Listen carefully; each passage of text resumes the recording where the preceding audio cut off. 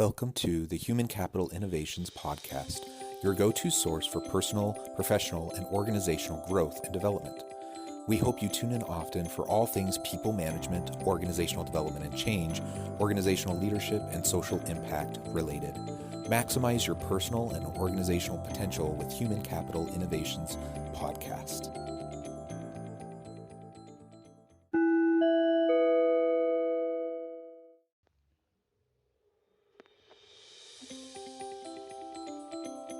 Welcome to the Human Capital Innovations Podcast. In this 500th HCI podcast episode, I share with you my recent conversation with Richard Matthews on The Hero Show about maximizing your personal and organizational potential.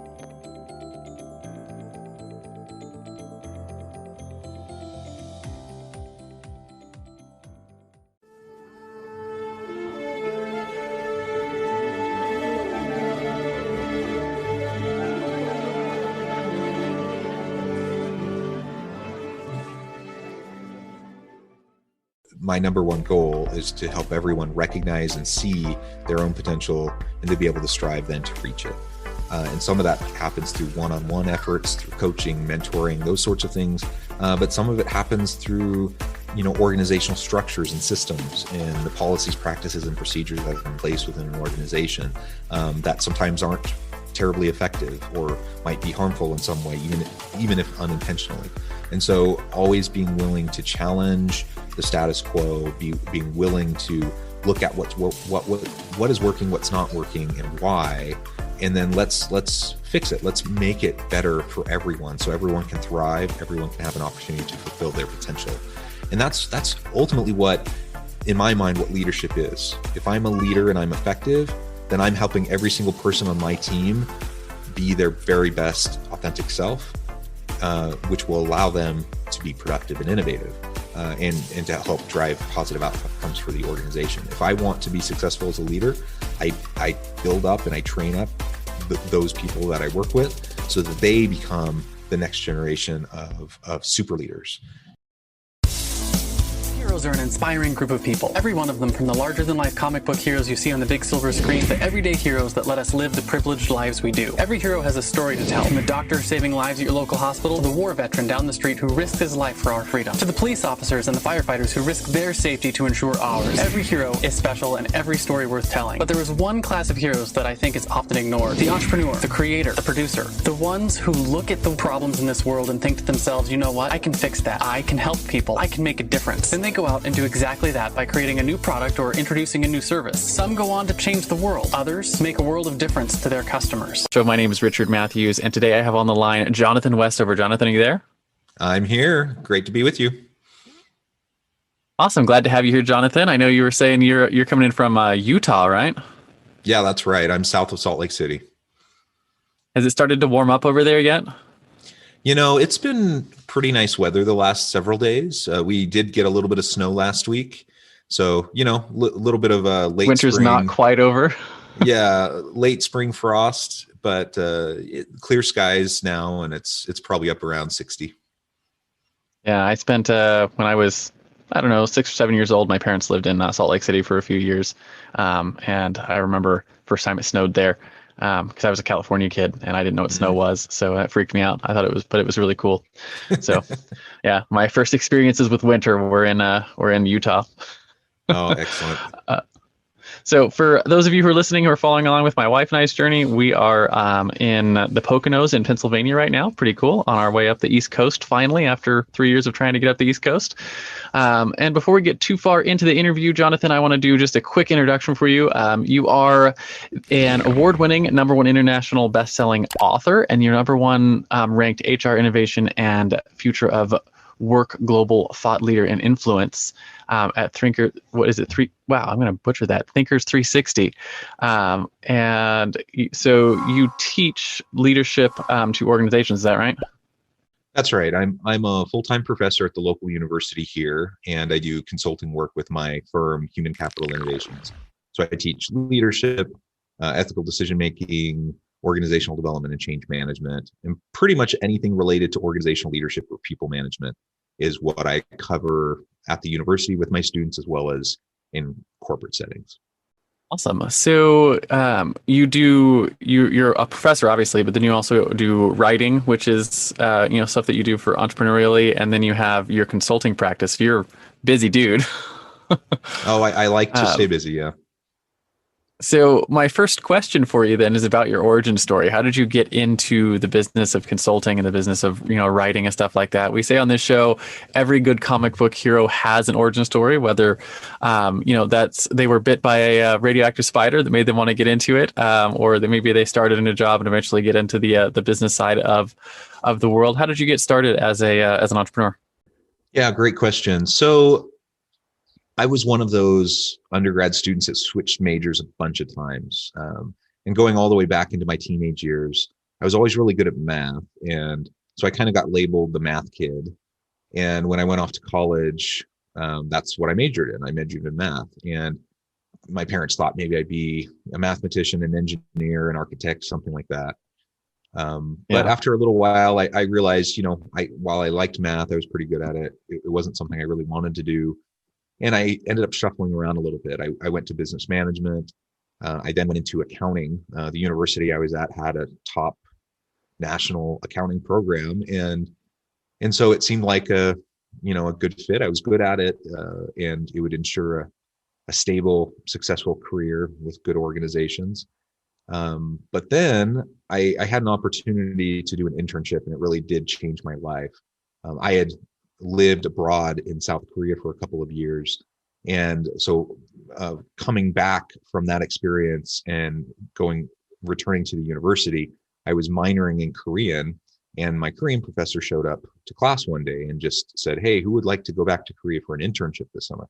So my hand shot up. I didn't even know what the internship was going to be, what I'd be doing, who the company was. I just knew that I wanted to go back, and I had no reason to not. I wasn't planning on doing anything in particular over the summer. So next thing I know, I'm on my way back to Korea, the southern part near Busan, if anyone is familiar with that area. I was actually living in Kuni, and I was placed in the corporate offices of LG Electronics in their organizational development Nice. office. It was an amazing opportunity. It's not something I had ever anticipated. I completely just lucked into it, backed into it. And after a summer of doing that, I came back to the university and went to a couple, probably like a month worth of accounting classes again, and realized, you know what, I really don't want to do accounting. I want to do what I did over the summer. And so I went and talked to my professors, and they said, well, that's great, but we don't really have that program here. Go do a social science. So I switched my major one more time away from accounting to sociology, and minored in business, minored in Korean, and with the intention that I wanted to go into HR. I wanted to focus on org development and change management, leadership, those sorts of topics. It's clearly that was a very risky move, though. I left the certainty of Yeah. a very stable accounting career for something as unstable as getting an undergrad in a social science like sociology. And that's not typically, you don't think of like big careers being made for, by a sociologist. So as I was finishing up my undergrad, I decided to go straight into my master's program, where I focused on human resource management and organizational behavior. And the intention was, once I got my master's degree under my belt, I would be able to, land a good job in the area that I was most interested in. And I had done some work as an internal consultant working in the human resource development area of a large organization internally, but also I worked with a consulting firm, an external consulting firm that would go into organizations and try to help them diagnose problems and do training and figure out, what to do better. And so I knew that's really what I wanted to do. And as I was approaching the end of my master's program, I started interviewing with big corporations and was a little disillusioned as for the first time I allowed myself to realize, I'm sure this had come up many times before, but I probably just didn't, pay attention to it. But as I'm going through the interview process, I began to realize that the type of job track that I was on was probably going to put me at the office 80 to 90 hours a week. I Yeah. was interviewing for these management rotation programs where you would move around the country and work in different parts, different divisions of the corporation, and so you'd live in one place for a year, then move, go to a different part of the country, live there for a year and do that. And, as I was thinking about that workload, 80 to 90 hours a week, moving my family, every year for at least 5 years, it just wasn't what I wanted to do. That just didn't fit with my kind of the narrative in my head about what the good life seemed like to me. And so Yeah. I clearly remember walking home from an interview one day. We lived just north of campus. So I'd finished an interview. It was kind of late at night, walking home and just realizing this isn't for me. I can't do this. I got home, I talked to my wife, and that's when we decided to go on for a PhD.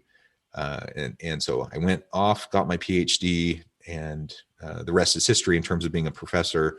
But I always loved the consulting stuff. And so back in 2007, I started my own firm, Human Capital Innovations. I've dabbled with it, and I've done more or less with it over the years. And so it's kind of ebbed and flowed in terms of how much time and attention I've given to it. But it's always kind of been word of mouth, referral, and just a kind of a fun side gig, side project, and an opportunity to scratch that itch while I was, doing my day job at the university. Then getting back to the beginning of this last year, and then we get into the pandemic, and that's when I decided, you know what, I'm not traveling as much as I used to for the university, for research and going to conferences and those sorts of things. I think I'm going to focus on the consulting firm again, developing some more meaningful content. I started a podcast that's been very successful. I wrote my book. I wrote my book that you mentioned. That's done very well, and it's kind of reinvigorated my attention to the consulting side. So I've been at the university for over 12 years now, and I still love it. It's still my home base, but I love having the opportunity to do other creative things on the side, with my side hustles that I do. Yeah. So do you have any plans to eventually replace your full-time job as a professor, or do you want to keep that job and keep all of your business stuff as side stuff? That's a really good question. And I mean, for now, I really like the way it's balancing, doing both. And it's been an interesting year too, because of COVID. I've been, I've been doing everything with the university remotely too. So, right now I'm in the corner of my bedroom, and I do university stuff part of the day. I do the consulting stuff part of the day, things like this, like podcasts I do, for part of the day. And there's really, it works very, very well to do it that way. As I think about that question, I thought about it a lot. Part of it just comes down to the growth and development of the firm, of course, and I want to see it be successful, but I don't want to overcommit myself, in terms of time that I'm not able to give. And then I also have to think about the nature of higher education. And I don't know how much you or any of your listeners kind of follow the higher ed space, but it's an interesting place right now. And it's shifted a lot just in the last 12 years since I became a professor. And I anticipate in the next 10 years, it's going to shift even more. And some of the shifts I've enjoyed and appreciated, and other aspects of it I haven't. And so, at some point I could definitely see hitting a tipping point, where I decide, it was a great run. I think I'm done being a professor, and I'll just go full-time doing the consulting. Full-time. Work. Yeah. Nice. Yeah. So you've got a storied history for getting into entrepreneurship. So my next sort of question for you has to do with your superpowers, right? And we say on this show, every iconic hero has a superpower, whether that's a fancy flying suit made by a genius intellect, or maybe the ability to call down thunder from the sky, or super strength. In the real world, heroes have what I call a zone of genius, right? And that's a skill or a set of skills that you're either born with or you developed over time that really helps you. It energizes all your other skills, and it helps you slay the villains for the people that you help, right? So they can come out on top of their own journeys. And if you really think about it, you have probably a bunch of skills you've developed over your life, and there's one sort of common thread that ties all of them together. And that's where most people find their superpower. So with that sort of framing, what do you think your superpower is in your business? I think it comes back to my ability to focus. For whatever reason, I seem, and it kind of drives my wife and some of my family nuts. But I tend to just be able to focus, and I can kind of switch back and forth between things very quickly and very easily. And so, and I recognize that's not always the way it is. Sometimes people have to kind of rev up into whatever they're working on. It takes a little bit of time to get up to speed. And for whatever reason, Yeah. I've just had the ability for as long as I can remember to just kind of switch from one thing to the other, which means I'm efficient and I'm very productive. I think I'm an intelligent person, but I'm not like I don't have some crazy IQ or anything. But I'm a hard worker, and I have the ability to focus. And so I just get lots done. I'm a very productive person. And that's what I hear from people more than anything is, they appreciate my insights. They appreciate, my approach, the help I can give them, but they're also just amazed by how much I get done, like how much I produce. And I don't have any good answer for that other than it just seems to be this ability to focus. I once had a boss tell me that hiring me was like hiring 10 people for what is essentially the same reason, right? When you can focus and just get stuff done. It's really a really useful skill. But I think what's interesting about one of the things you said there was the ability to switch focus from one to the other without having any sort of like spin down or spin up time. And that's an interesting skill that I don't think is very common. And because I know like people, I run two businesses, and I know people think I'm nuts for doing that, but we've got systems and stuff to the point where I only have to spend about 4 hours a day on either one of them. And they're completely different organizations, different employees, different people that I'm working with, and I can, drop one and pick up the other 1 minute to the next. Yeah. And some of my close friends in the business community are like, "That's crazy. Like, I don't know how you do that. Like, they'd have to be on two separate like months to work like that in their head." So I'm just curious, with that skill set, is that something that you developed, or is that something that you think just sort of comes naturally to you, or and how is that helpful in growing your practice? Yeah, I think it's a bit of both. I definitely remember even as a child, for example, I was just always good in school, always. School was never a struggle, getting homework done, focusing on a project, those sorts of things. That just seemed to always come fairly natural to me. So I do think there's just a bit of it just kind of being this nice, I was lucky to have this nice, capability even as a young child. The DNA jackpot. Yeah. And as I grew up though, I certainly had I found the opportunity to hone it. And I think of two periods in my life where it was really put to the test. So I referred to earlier that I spent a couple years in South Korea. Now, learning a language like Korean and being immersed in the country at the age of 19 to 21 is when I went. I learned Korean. I was there, and it was just this intense period.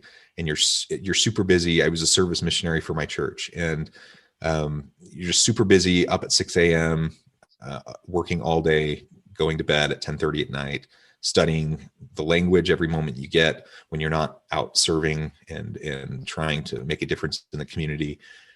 And at that time, it really put my ability to focus, my work ethic, all those sorts of things to the test. And I thought at that point that I was a good student, that I was a good studier, but I was able to take it to a whole new level in my ability to focus, to get things done, and to just make steady progress. One of the things I found during that time as well was, kind of the tortoise and the hare story, that I wasn't the fastest to pick up on the Korean language. There were other service missionaries around me that picked it up. At least initially, they picked it up faster.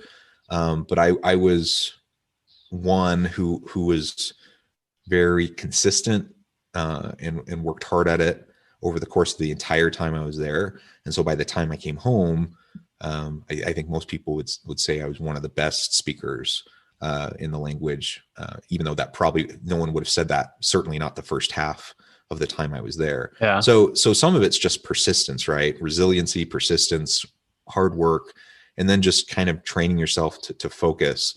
And then when I got back, I got married young. I was 23, started having children. I have 6 children. And so my wife, Nice. Also, I have 4. Yeah. Great big families. And my wife, also, she also is a university professor. She teaches math. So, we're both busy. We're both going through school. We're having kids. We're crazy busy. And I kind of had no choice at that point but to figure out how to get like tons of things done in a limited space of time. It was either that or I was going to burn out and I wasn't going to finish my program. And so, over the years, I just kind of fine-tuned my approach to just making sure I'm present and focused on whatever I'm working on at the moment. And then that ability to switch gears and go from one thing to the next quickly was really honed and fine-tuned during that time. Yeah. I know, being a parent, especially with a lot of children, being able to focus completely, like with whichever child or children you're hanging out with, is also, it's really useful to be able to actually give them your attention. I sometimes find a little bit of struggle with, like, if I'm working on something really complicated, with one of my businesses, and being able to pull out and then focus on your children. Sometimes that's a harder gear to shift than it is from like one business problem to another. Mm-hmm. So like that's one of the ones I'm working on honing, because I know, like, if I'm in my business world and working on those, I can shift between things really quickly. But then shifting from like that to like life stuff, that's where I find it a little bit. I need a little bit of a spend down time to come back into like the world where you can actually be present with your kids. So that's an interesting superpower. The flip side, of course, of superpowers is the fatal flaw. And just like every Superman has his kryptonite, or Wonder Woman can't remove her bracelets of victory without going mad, you probably have a flaw that's held you back in your business, something that you struggled with. For me, it was a couple of things like perfectionism, that kept me from actually shipping products, because I could always tweak it just a little bit more before I'd bring it to market, or lack of self-care, which for me led to not having good boundaries with my clients and letting my clients walk all over me. And that was something I had to work on and fix.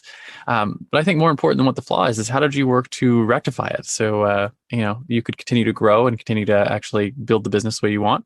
And hopefully sharing will help our listeners learn a bit from you. Yeah, it's a really important question. I share your challenge around self-care. That's something that, I just grew up from my youngest memories. I remember just having it ingrained in me that I need to be helping others, serving others, taking care of others, which is a great attribute, right? I really appreciate that value being instilled in me in my upbringing. And having a wife and 6 children, my focus, my number one goal, my number one focus is on my family. Secondary to that then is university stuff, business stuff, right? And so, recognizing that's important, because to your point about self-care, I need to focus on my wife. I need to focus on my kids, but I also need to make sure I'm taking care of myself. And I have had times where I just didn't do that. I was so intent on, whether it was a community service assignment that I was doing or the needs of the kids or whatever, and my sleep, my eating, my exercise, whatever, those types of things would fade to the background. And I have to admit, like, I would feel selfish. Like if I just to like take the dogs out on a 30-minute walk once a day, I would feel selfish because I was taking that time. Yeah. Of course, it's good for the dogs, but it's good for my physical and psychological health as well. And, my wife has reminded me repeatedly over the years that, no, you really need that time. We need you to take that time. And so I've appreciated those nudges as I've gone on, and it's helped me to prioritize the self-care elements so that I can make sure that I am taking care of myself. And fortunately, I would say, at this point in time, there's ebbs and flows. Everyone goes through it, but I would say, I'm in a better place in terms of self-care now than I've probably ever been, certainly in my Oh, adult yeah. life.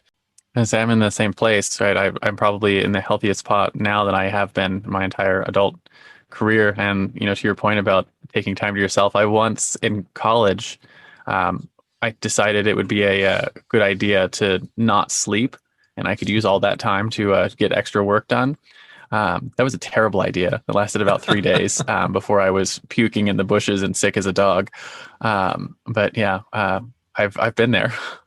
Yeah. So you absolutely have to take care of yourself.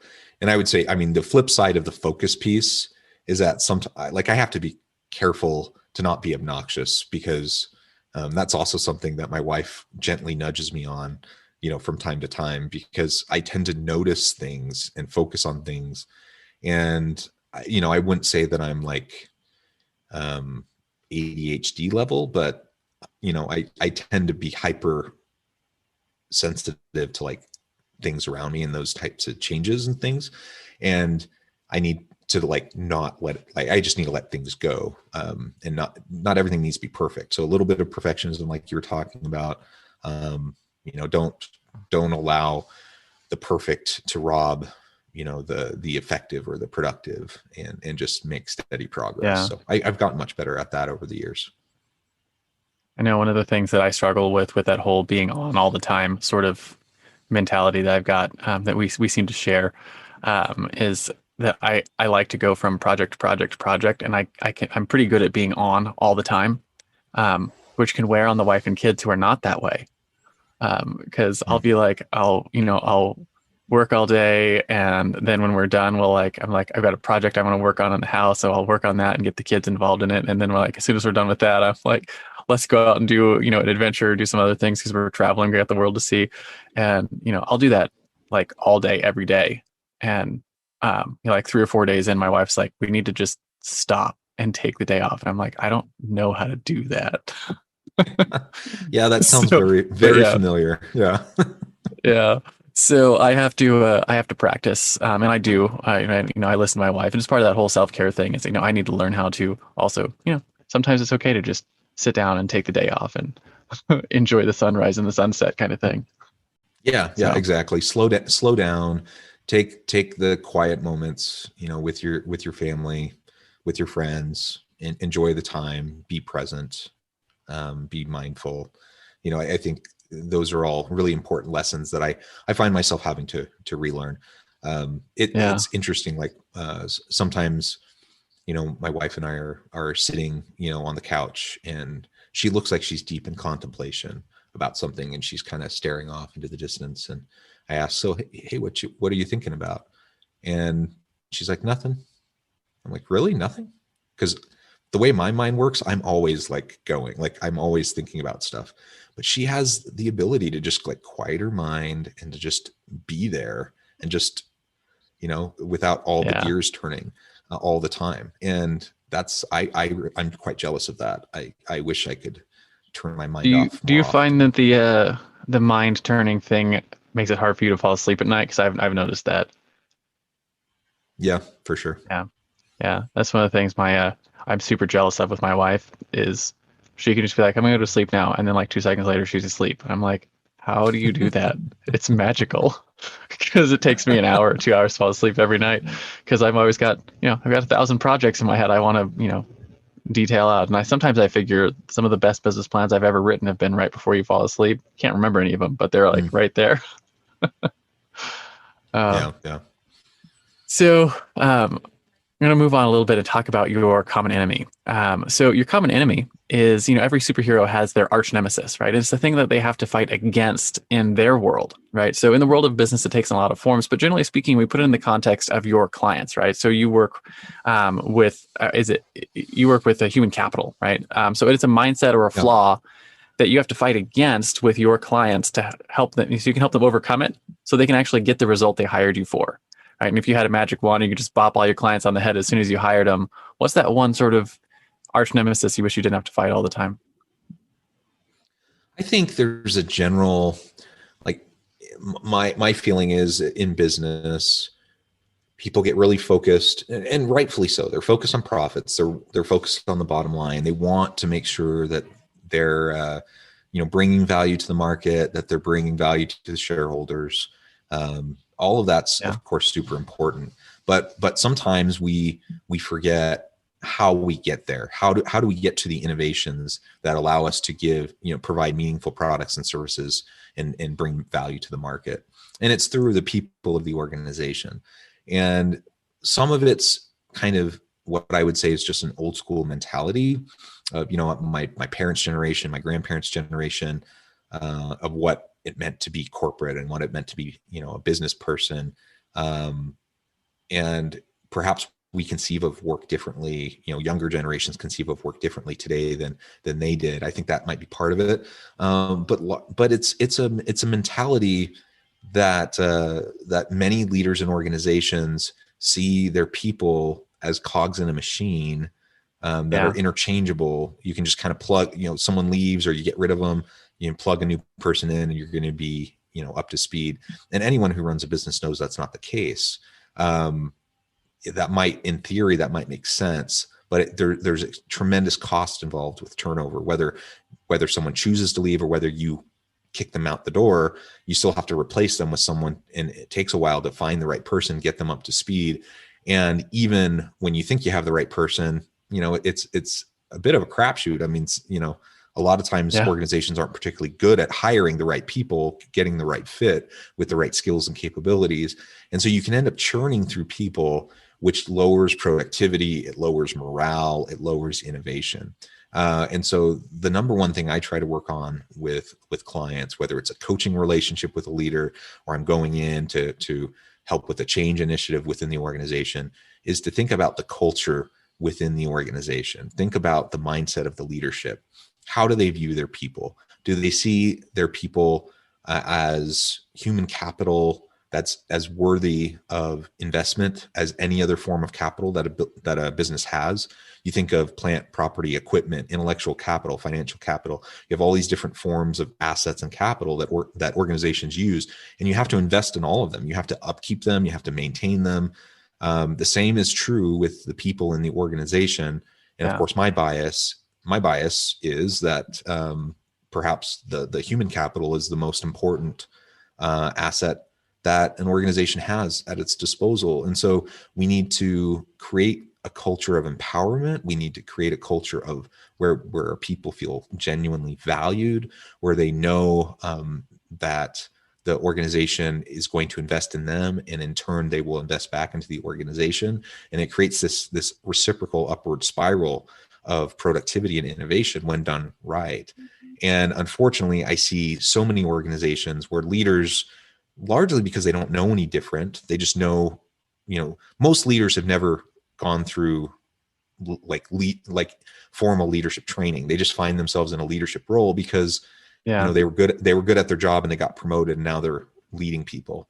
But most leaders in that situation, all they're doing is trying to mimic what they saw other people do before them. And a lot of those behaviors aren't particularly effective or healthy, and they can undermine the long-term success and sustainability of the organization. So just having those kind of conversations, trying to help leaders understand that, helping them to understand and hone their leadership skills and capabilities, and how they approach their people and developing meaningful culture. That's what I spend most of my time on. And that's the number one illness that I see in many organizations, is just regardless of whatever their best intentions are, they have unhealthy culture where it's fear-based, and fear-based culture leads to perhaps compliance, but it doesn't lead to commitment, and it doesn't lead to long-term sustainable productivity and innovation. Yeah. One of the things that I've been working on. So I mentioned I got two companies, two different teams, and one of them is one that I built, and one of them was one that I came into. And that's the one that I built is, I've got staff, most of them are overseas, and it's an interesting thing there. I've been thanked a number of times by the staff because of how I treat them. And they're not used to the kind of culture that I'm trying to develop, which is that, every person in the organization has value and they have goals and they have dreams outside of the organization, and being a part of the organization should help them get there. I should help them get to those places. Because it's, we're going to be a big part of their life. And that's sort of the way I approach and view being an employer.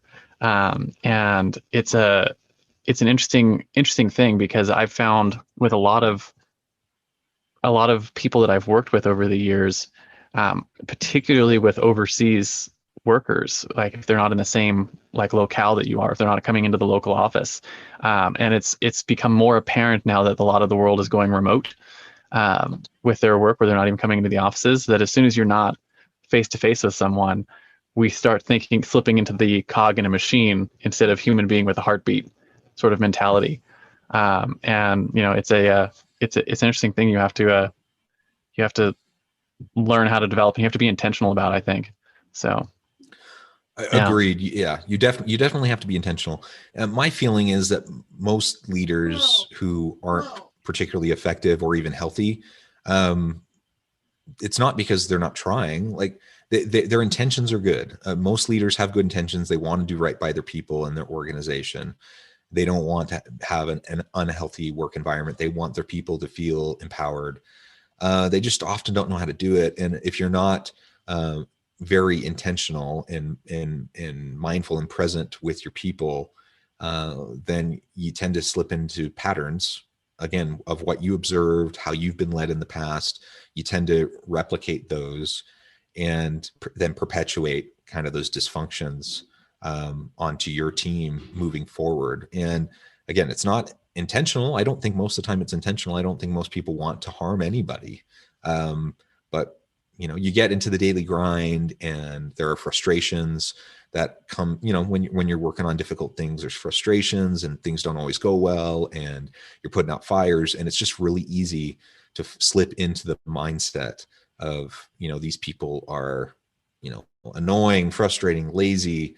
Why can't they do anything right? And kind of the negative self-talk starts to take over, instead of you remembering that, no, these are really valuable people. I'm lucky to have them. I need to be supportive of them. What can I do differently to make sure that they have the greatest potential? They can achieve their potential and have the greatest opportunity for success.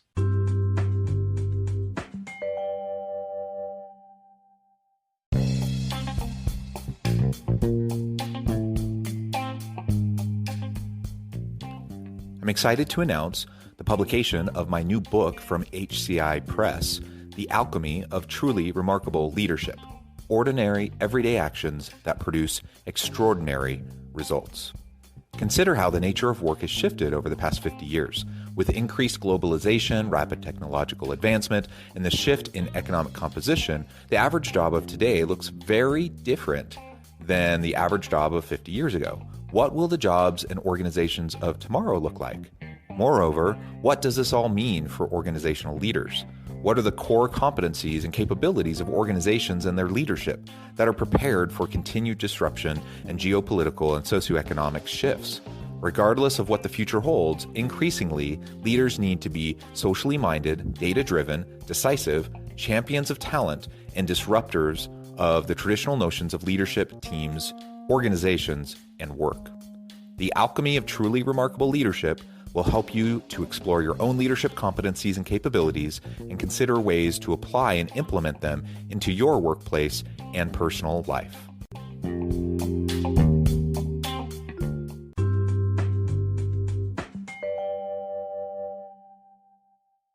I know one of my sort of personal rules I have for those things, like when either we have mistakes or things don't go the way that I want, or they're not going as quick as I want. My internal self-talk, and it's something I have to force myself to do and do all on a regular basis, is if there's a problem, the problem is with something that I've done, right? It's either I didn't communicate well, or we don't have the training set up the way that we need, or we have a process problem. They're all things that are in my world that I can control. And that keeps me from getting into the spot where it's like, hey, it's your fault and you're making these problems, which isn't empowering, right? It doesn't help them. But if it's something like, hey, this didn't get done the way that I wanted to get done, how can I communicate that better in the future, and we can talk about it, right? And that's sort of the way I approach it. I don't know if that's right or not, but it's what I try to do. Yeah, I mean it's mutual accountability. So if you can own your side of it and then help Mhm. your people to own their side of it, and have a mutually accountable relationship, that is the best scenario to build trust and meaningful relationships. Whether we're talking about at home with wife and kids, whether it's in the workplace with between manager and subordinates, or with colleagues, you have to be able to understand where other people are coming from, and you have to understand that they're putting their best foot forward. And when things don't work out, they're going to do the best they can to make things better. I'm going to do the best I can to make things better. And you just hold each other mutually accountable, because the reality is it's both, right? It's when things don't Yeah. work, it's both. As me as a leader, I probably need to rethink some of the processes, or I need to rethink the way I'm communicating things. But there's probably, the people that I lead also, need to ask for help. They need to be willing to be open and challenge me, those sorts of things. But all that comes back to the culture that you're trying to develop. And if I don't have a safe culture, for example, it's not psychologically safe for my people to directly challenge me, or to speak up, or to say, that's stupid, or why are you having us do it that way? If that's the environment, then yes, it's all on me, because I'm not allowing, I'm not creating an environment where they can do what they need to do. And it's more fear-based, and they're going to end up just kind of skating by, doing the bare minimum, so they don't rock the cart, and upset the boss. But if I'm doing what I need to be doing and things don't go right, yeah, have an open discussion, and together figure out like what we could all do better moving forward to make things more productive, more effective. Yeah, I like the you mentioned while we were talking about that the mutual accountability also works in the family, and that's it's an interesting thing. I know we try to do similar things at home with the kids, where just like as an example, one of our rules for the kids, we got young kids, so we got rules posted up on the wall, and it's like obey the first time. And what I've been telling my son, who's 11 years old, since the day he was born, basically, it's like you have to obey because I have perspective you don't have. So if I say stop, I mean stop, because you might get run over by a truck you don't see, kind of thing, right? But you can always ask me why. Like you're welcome to challenge my instructions, and I'll tell you why, right? And we'll go through those things, because I want to have that. And what it's created is, now he's getting to be almost a teenager, and he feels safe asking why and pushing forward. And then when I screw up and make a mistake, which happens, he'll call me out on it and be like, "Dad, you kind of overreacted there," right? And stuff like that. So, anyways, it works at home too, which is it's cool, and I think it'll help. I don't know. I think it's just sort of my way of helping to develop them into being good leaders themselves when they grow up. So, yeah, absolutely. And I think it's being generous to each other, being quick to apologize, quick to forgive, being quick to compliment. yeah, I definitely believe in the sentiment, never suppress a kind thought. So, I just need to own my mistakes. I need to be open and transparent with whether it's my people at work or my family at home. And just like you, like there's sometimes where I overreact to things, and give myself a moment to calm down, and then go back to my child, whether it's a teenager or my youngest, my 7-year-old, and say, hey, I'm sorry, I overreacted. There's, I shouldn't ever do that. And yeah, you know what? We give each other a hug and we say, it's okay. And you move on. And that's the kind of environment that we need. And I hope that my kids and my wife will be generous with me in interpreting how I interact with them. And I hope those people I work with will do the same. And I hope, that I can do the same for them. yeah, absolutely. So, with human capital and having the sort of the wrong mentality about human capital as being the number one thing you're fighting against, the flip side of that coin is your driving force is the thing you fight for, right? So just like Spider-Man fights to save New York, or Batman fights to save Gotham, or Google fights to index and categorize all the world's information, what is it you fight for with your consulting practice? Yeah, I mean, ultimately, it's the tagline for my business is maximizing the human capital potential of each individual within an organization. So my number one goal is to help everyone recognize and see their own potential, and to be able to strive then to reach it. And some of that happens through one-on-one efforts, through coaching, mentoring, those sorts of things. But some of it happens through, organizational structures and systems and the policies, practices, and procedures that are in place within an organization that sometimes aren't terribly effective or might be harmful in some way, even if unintentionally. And so always being willing to challenge the status quo, being willing to look at what is working, what's not working, and why. And then let's fix it. Let's make it better for everyone, so everyone can thrive. Everyone can have an opportunity to fulfill their potential. And that's ultimately what, in my mind, what leadership is. If I'm a leader and I'm effective, then I'm helping every single person on my team be their very best authentic self, which will allow them to be productive and innovative, and to help drive positive outcomes for the organization. If I want to be successful as a leader, I build up and I train up those people that I work with so that they become the next generation of super leaders.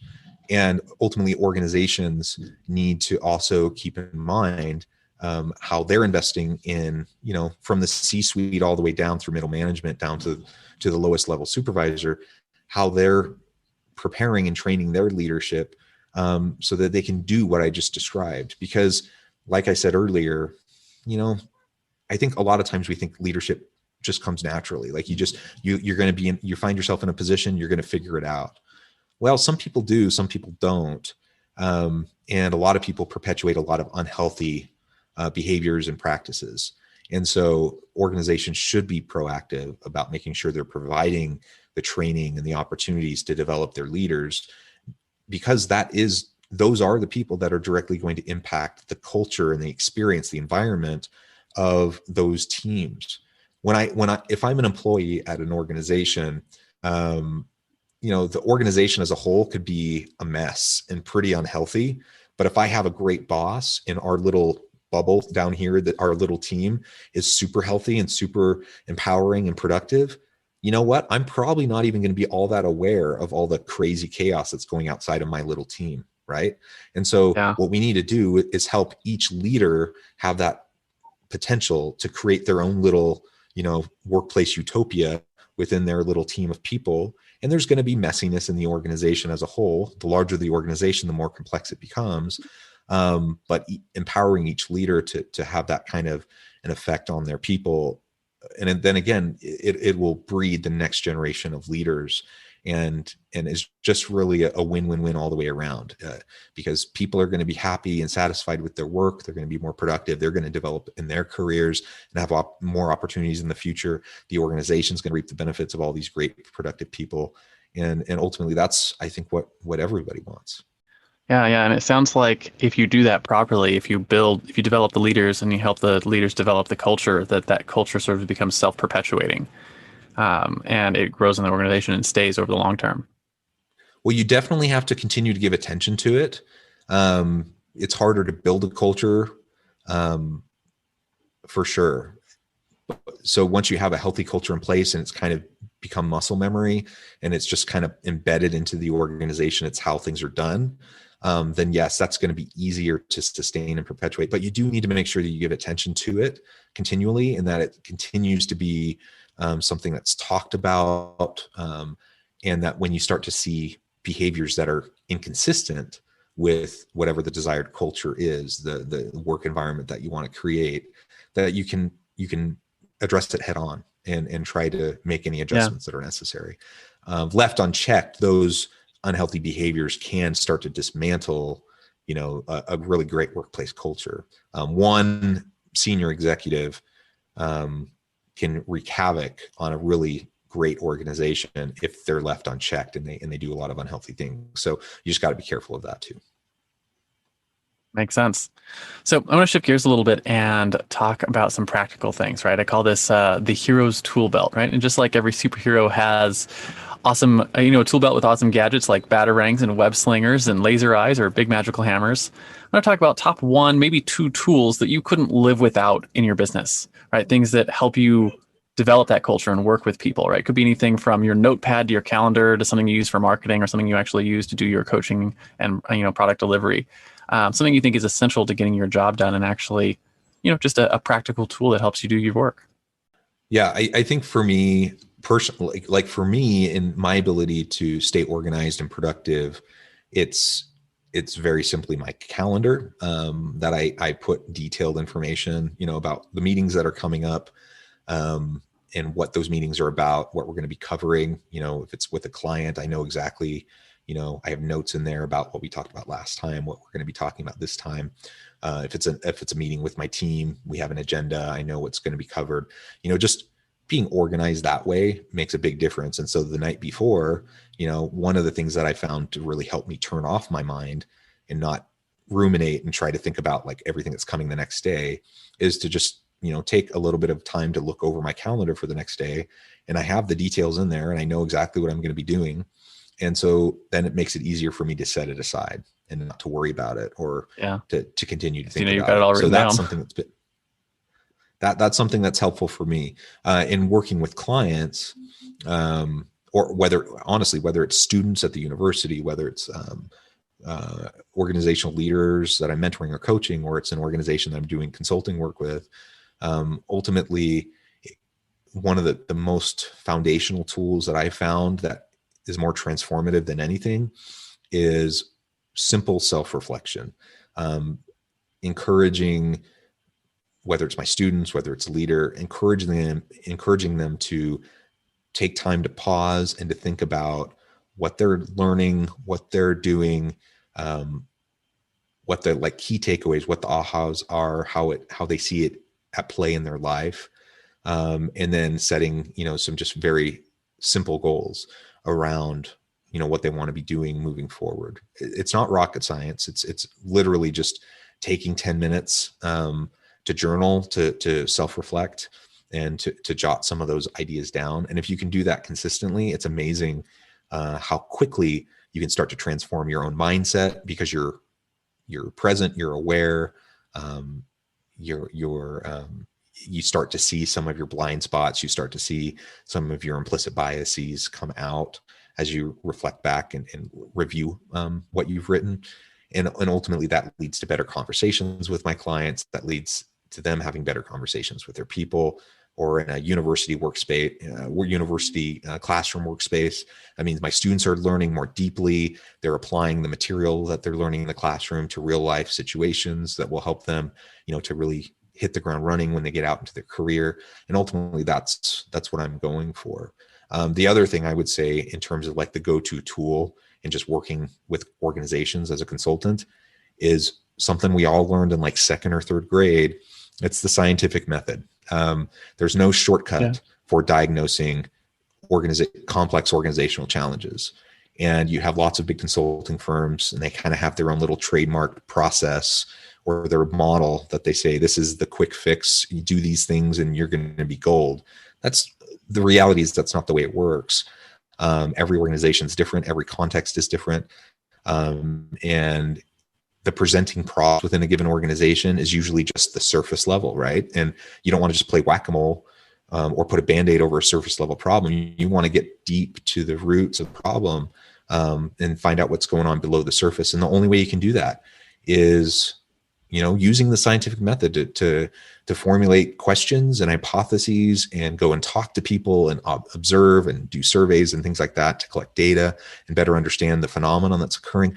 And then you can start to put in place implementation strategies on how you can change those policies, practices, procedures, the systems within the organization to get at those root challenges. There's no substitute for the hard work of like going through that systematic scientific method. And it's not rocket science. Like anyone, if you don't remember what the scientific method is, go you Google did it in third grade, right? Yeah, exactly. It's pretty straightforward, but it does take some consistency to remind ourselves that we need to go through that thorough process. A lot of problems I see in organizations are where they're trying to have those quick fixes to pretty substantial problems, and you just end up wasting a lot of time and money on Band-Aid approaches, and the underlying problem, it persists. Yeah. It's fascinating, and I've never really thought about it as a scientific method, but that's it's the way you approach everything is right. What if we changed something, right? Here's the way it is. Here's the way it's done. What if you have a hypothesis, a theory about how you can change it, and then you try to change it and see how it affects it, and either it works the way that you thought it would, or it doesn't. Yep. And then you iterate, right? You iterate, and then you iterate. Yep. And the journaling thing, it just, one of the things that popped in my head while you're saying that was, one of the things we say in marketing all the time is that you can't improve what you can't measure. And it almost sounds the way you were describing it, that journaling is a way to measure your thoughts, right? And if you're measuring them, then you can improve them. It's like metrics on your brain. So yeah, I think that's a great way to look at it. Yeah. And just a FYI, we're like 160-ish episodes in, and probably a full 80% of the people we've come on here have their first most important tool has been their calendar, which I think it cracks me up a little bit because my friends and family who are not in the business space, when I tell them that entrepreneurs live and die by their calendar, they're like, "That's crazy. Who does that?" I'm like, literally every entrepreneur I know lives and dies by their calendar, like to the point where like my wife knows that like if she wants to make sure that I'm booked off for something that you're going to do something for her family, she puts it on the calendar, on the family calendar, which blocks off my section of the calendar for that, because if it's not on the calendar, it doesn't exist. So that's right. Yeah. So I want to talk a little bit about your own personal heroes, right? Every hero has their mentors, just like Frodo had Gandalf, or Luke had Obi-Wan, or Robert Kiyosaki had his rich dad, or even Spider-Man had his Uncle Ben. Who are some of your heroes? Were they real life mentors? Were they speakers or authors? Maybe peers who are a couple years ahead of you? And how important have they been to what you've accomplished so far in your career as a professor and your business as a consultant? Yeah, I've had tons of mentors, and some of them have been more formal mentors, but most of them have been of the informal variety, and many of them didn't even know that I considered them as a mentor, right? But they're people I looked to, and I tried to model my practices and behaviors after, and I try to take the time to thank them, for the impact that they had on me in my career. Again, often they didn't even realize, to the extent they were influencing me. But the impact was real. And, there are some specific individuals, that I think about and reflect on. I'm like, yeah, that one person, like they helped change my trajectory. So I can spot some of those people along my path. But largely it's just kind of this coalition of like good people that I try to surround myself with, who are supportive, who are successful in their own right, and I can look to them as a great example and know what I should try to avoid or what I should try to do. So I certainly have appreciated that, and it's benefited my career greatly. I think one of the most fascinating things about asking that question is how often the answer is someone who doesn't know that they are a hero or a mentor to you, right? Whether it's a mom, a dad, a teacher, or someone who's just in your life. And if you were to ask them, be like, hey, did you know you were such and such hero? They wouldn't even know, right? And one of the things that always reminds me is that I want to be the kind of person, whether it's to my kids or the people that I'm interacting with, that's worthy of having that kind of influence, because you never know when you do. And chances are you probably are having that kind of influence on someone's life. So it's just a thing that's in the back of my mind, that are you acting in such a way that you're worthy of that kind of, responsibility, I guess. We're right about the end of the interview. I have one more question I do here about your guiding principles, right? And one of the things that makes heroes heroic is that they live by a code, right? For instance, Batman never kills his enemies. He always brings them to Arkham Asylum. So as we wrap up the interview, let's talk about the top 1 or 2 principles that you use regularly in your life. Maybe something you wish you knew when you first started out on your own hero's journey. Yeah, that's actually one of the things I teach when we look at ethical decision making, whether in a university or corporate setting. It's about identifying your core values and then prioritizing them, so they can guide you throughout your life for those ethical and moral difficult situations you find yourself in. For me, I would say number 1 is I want to do no harm to those around me.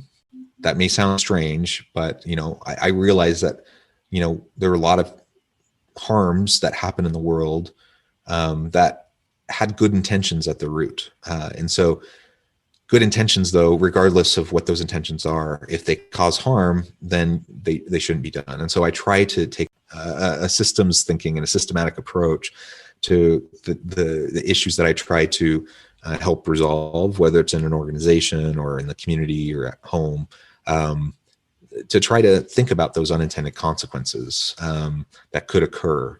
And at the baseline, I want to do no harm. I don't want to hurt anyone, regardless of my best intentions or best efforts. And then building off of that, then, I want to have openness and transparency in how I communicate with people so we can develop trust and have meaningful, ongoing, reciprocal relationships. And then I hope that then leads into the opportunity to, have truly caring, genuine caring, respect, treating people with dignity and respect and love and compassion. And that's kind of the hierarchy of how I go about my interactions with people. And I try to live up to that. Of course, I'm not perfect, but that's what's on the forefront. If you ever figure out perfection, let me know. Yeah, you likewise. In comic books, there's always the crowd of people who are, cheering and clapping for the acts of heroism. So our analogy to that is we want to find out where people can find you. Where can they light up the bat signal, so to speak, and say, hey, you know what, I need your help, Jonathan, with our human capital our organization. And I think more importantly than where they can reach out is who are the right types of organizations to reach out, raise their hand, and ask for your assistance. Yeah, people can find me at www.innovativehumancapital.com. And you can see the firm and all the things that we do. You can also find me on LinkedIn. If you just search Jonathan Westover, I'll pop up. There aren't that many Jonathan Westovers out there. And please do get connected. Every organization has challenges and problems. I've yet to find one that doesn't. And it doesn't matter if it's a nonprofit, a small nonprofit, a mom pop shop, a government agency or a large corporation. They all tend to have similar types of challenges. And so I would say anyone listening, if you feel like you could use some help, connect with me on LinkedIn and let's explore. Awesome. Thank you so much for coming on and sharing your stories, Jay Jonathan. It's been a fascinating conversation. And if you are in that spot, you're running an organization, I know it's something that I've been learning and struggling through is how to build a culture and how to take advantage and grow the human capital in my organization. And I know it's a difficult thing to just get right for the first time. So definitely take the time to reach out to Jonathan if you are listening and that's of interest to you. And I guess before we hit the stop record button, Jonathan, do you have any final words of wisdom for the audience? Final word, I would just say, in your own journey, own it, be authentic and genuine to yourself. That's one thing. I'm glad I figured that out in college. I encounter a lot of individuals who kind of were on the same path I was. They go into a career because they think that's what's expected of them, or it's something that, they found themselves being good at or whatever. And then they get 10, 20 years in and they really hate what they do. I would say just search for what interests you, what you're passionate about, be genuine and authentic, and be willing to take a little bit of a risk. And usually that pays off. Yeah, absolutely. So you heard him. Be genuine, authentic, and take the risks. I tell people on the show all the time to take risks. It's one of my most important principles is take the risk, because you never know what's going to happen on the other side. So that's it's very powerful. Again, thank you so much for coming on the show today, Jonathan.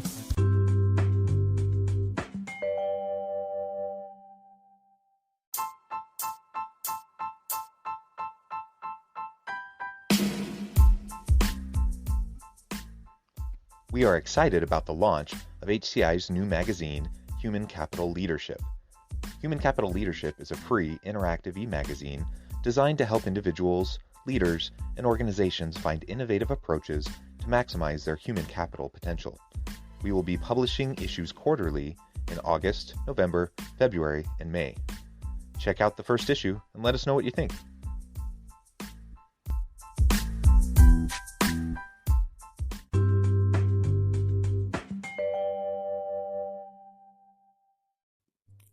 Thanks again for joining us for this episode of the Human Capital Innovations Podcast. I hope you stay healthy and safe and that you have a great week.